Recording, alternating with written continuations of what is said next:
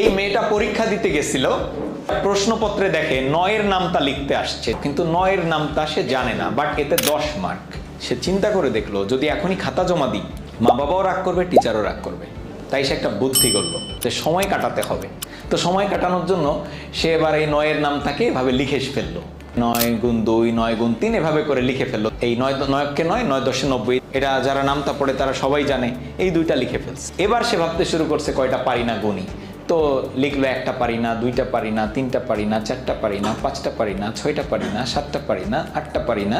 তাও দেখে সময় অনেক বাকি। তাই সে এবার বুদ্ধি হাঁটলো, উপর থেকে তো গুনলামই, এবার নিচ থেকে একটু গোনা শুরু করি। তো নিচ থেকে গোনা শুরু করছে, 1টা পারলাম না, 2টা পারলাম না, 3টা পারলাম না, 4টা পারলাম না, 5টা পারলাম না, 6টা পারলাম না, 7টা পারলাম না, 8টা পারলাম না।